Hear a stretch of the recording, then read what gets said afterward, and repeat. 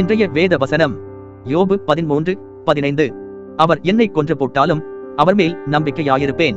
பிரியமானவர்களே, கிறிஸ்துவோடு ஒவ்வொரு நாளும் உறவாடி அவருடைய பிரசன்னத்தை அனுபவித்து முழுமனதோடு அவரை துதித்து அவரை தினந்தோறும் மகிமைப்படுத்துகிற சந்தோஷமே இந்த உலகத்தில் மேலானது.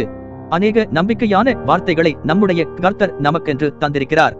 உன்னை உயர்த்துவேன், உன்னை ஆசிர்வதிப்பேன், நீ வெட்கப்பட்டு போவதில்லை, உன்னை கைவிட மாட்டேன், பெருக செய்வேன், உன் தேவைகளை சந்திப்பேன் என்று இப்படி அவருடைய பல வார்த்தைகள் நமக்கு நம்பிக்கை அளிக்கிறது.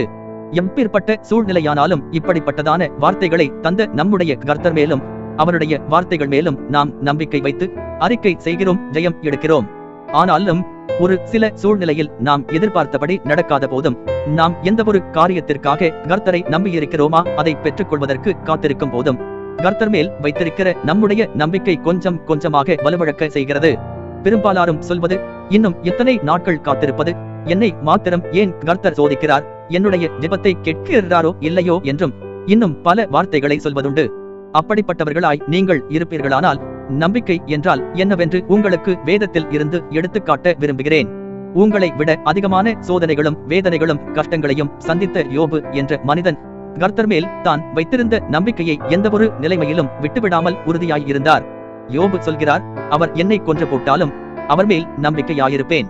ஒருவனை உருவாக்கவும் கொன்று போடவும் கர்த்தருக்கு அதிகாரம் உண்டு, ஆதலால் எனக்கு என்ன நேரிட்டாலும் அவர் மேல் நம்பிக்கையாயிருப்பேன் என்று சொல்லுகிறார். ஆனால் நீங்களும் நானுமோ எதிர்பார்த்தது கிடைக்காததினாலும் தாமதிக்கிறதினாலும் தேவைகள் சந்திக்கப்படாததினாலும் கர்த்தர் மேல் நம்பிக்கை வைப்பதை நிறுத்திவிடுகிறோம், கர்த்தரை விட்டு பின்வாங்குகிறோம். பிரியமானவர்களே, எந்த ஒரு நிலைமையிலும் கர்த்தர் மேல் வைத்திருக்கிற நம்பிக்கையை விட்டுவிடாதீர்கள். யோபுவை போல இருக்க பழகுங்கள். கர்த்தர் உங்களை ஆசீர்வதிப்பாராக.